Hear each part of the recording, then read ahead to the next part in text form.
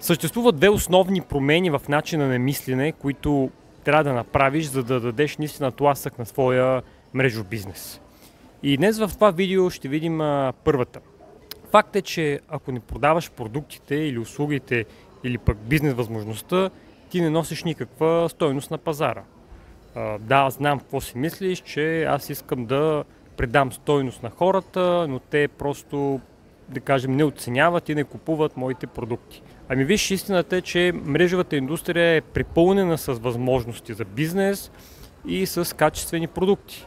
Това е бизнес модел, който съществува вече от повече от 60 години и близо 200 милиарда годишен оборот. Така че говоренето за твоята бизнес възможност или хваленето на твоите продукти не добавя всъщност никаква стойност на пазара. Това служи само за създаване на повече шум. Шум, който хората вече не искат да чуват. И мрежовиците, които постоянно правят продажби, са тези, които дават много повече, отколкото своите преки и косвени конкуренти. Забележи го това. Те имат способността да преподават и да осигуряват яснота на хората в тази област.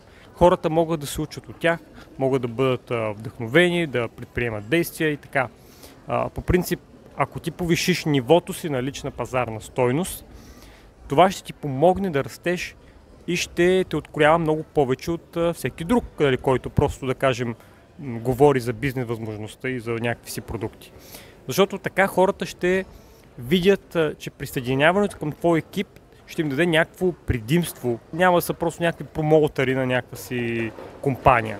Хората искат да знаят това, което знаеш, ти искат да бъдат като теб. И ще искат да придобият същата стойност, каквато изглежда, че и ти притежаваш. Осъзнато или неосъзнато, нали, те ще искат да са като теб. И твоята лична пазарна стойност е далеч по-мощна от компенсационния план на която и да е компания. И тук въпросът е как да увеличиш твоята лична пазарна стойност. На първо място чети, второ място обучавай се, следвай както фирмени семинари с цел, да кажем, общо израстване, така и по-специфично обучение, като MLM формула, примерно.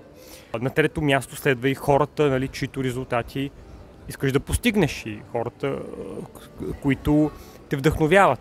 И на четвърто място бих казал, дори най-важно, прилагай това, което научаваш.